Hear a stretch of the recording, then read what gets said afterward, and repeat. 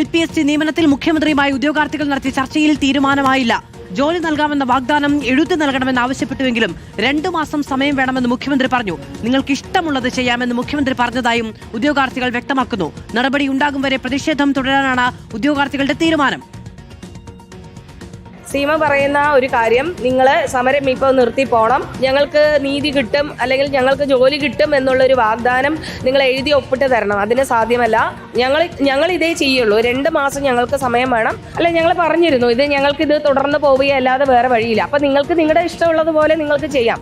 അതാണ് അദ്ദേഹത്തിന്റെ മറുപടി. ഈ സർക്കാരിന് മുന്നിൽ ഇനി ജീവൻ പൊലിഞ്ഞാൽ മാത്രമേ ജോലി കിട്ടൂ എന്നുണ്ടെങ്കിൽ അതിനും ഞങ്ങൾ തയ്യാറാണ്. ഇതിലപ്പുറമുള്ള ഒരു സമരമുറയെ കുറിച്ച് ഞങ്ങൾക്ക് അറിയില്ല. ഗാന്ധിജി സ്വീകരിച്ച ഈ നിരാഹാര സത്യാഗ്രഹവുമായിട്ട് ഞങ്ങൾ മുന്നോട്ട് പോകാനാണ് തീരുമാനിക്കുന്നത്. MG പ്രതീഷാണ് വിവരങ്ങളുമായി ചേർന്നത്. MG പ്രതീഷ്, 2 മാസം കാത്തിരിക്കണമെന്നുള്ളതാണ് മുഖ്യമന്ത്രി അവരോട് മുന്നോട്ട് വെച്ച ഒരു ആവശ്യം. അത് സമരസമിതി തള്ളുകയും ചെയ്യുന്നു. ഇഷ്ടമുള്ളത് ചെയ്യാം എന്ന് മുഖ്യമന്ത്രി പറഞ്ഞു എന്നാണ് ഇപ്പോൾ സമരക്കാർ പുറത്തു വന്ന് നമ്മളോട് പറയുന്നത്. 3 ആഴ്ചക്കുള്ളിൽ എവിടെയൊക്കെയാണ് ഒഴിവുകൾ എന്നത് റിപ്പോർട്ട് നൽകണമെന്ന് മുഖ്യമന്ത്രി ആവശ്യപ്പെട്ടിരുന്നു. അപ്പോൾ ഒരു നടപടി പ്രതീക്ഷിച്ചിരുന്നു അവർ.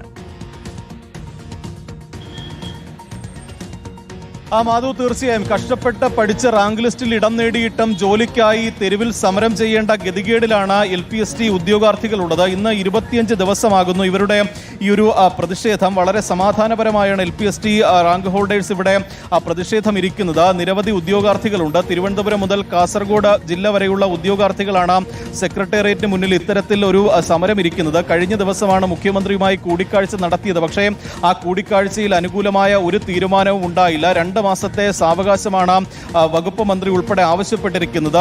തങ്ങൾക്ക് മറ്റു വഴികളില്ല, നിങ്ങൾക്ക് ഇഷ്ടമുള്ളത് ചെയ്യൂ എന്നുള്ള ഒരു നിലപാടാണ് മുഖ്യമന്ത്രിയുടെ ഭാഗത്ത് നിന്ന് ഉണ്ടായിട്ടുള്ളത്. പക്ഷേ മരണം വരെ ഈ സമരം തുടരും എന്നതാണ് ഉദ്യോഗാർത്ഥികളുടെ ഒരു തീരുമാനം. കാരണം മറ്റ് പോംവഴികളില്ല. 5 ജില്ലകളിലെ ഉദ്യോഗാർത്ഥികളിൽ ഒരാൾക്ക് പോലും, ആദ്യ റാങ്കുകാർക്ക് പോലും അഡ്വൈസ് ലഭിച്ചിട്ടില്ല, നിയമനം ലഭിച്ചിട്ടില്ല എന്നതാണ് ഏറ്റവും പ്രധാനപ്പെട്ട കാര്യം. എന്താണ് ഇനി മുന്നിലുള്ള ഒരു പോംവഴി?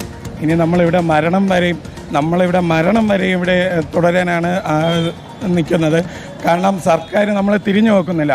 ഇവിടെ നിന്ന് ഡൽഹിയിൽ 800 കിലോമീറ്റർ പോലും പോയി അതിനുവേണ്ടി ഐക്യദാർഢ്യം പ്രകടിപ്പിച്ച മുഖ്യമന്ത്രിയാണ് നമുക്കുള്ളത്.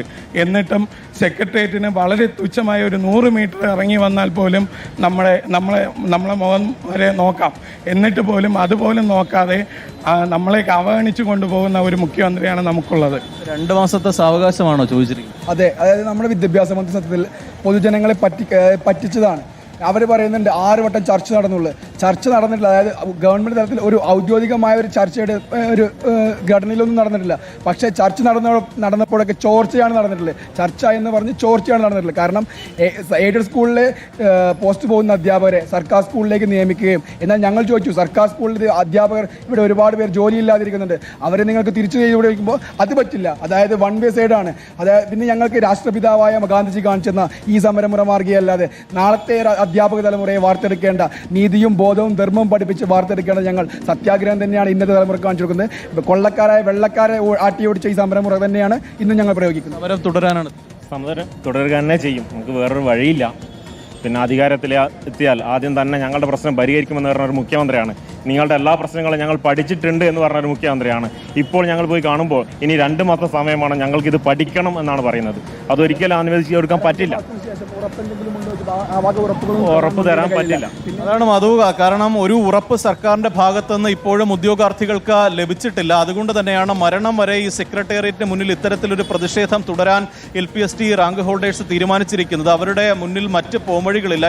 എയ്ഡഡ് സ്കൂൾ അധ്യാപകരെ ഉൾപ്പെടെ സംരക്ഷിക്കുന്ന സർക്കാർ സ്കൂളിലെ അധ്യാപകരെ സംരക്ഷിക്കുന്നില്ല.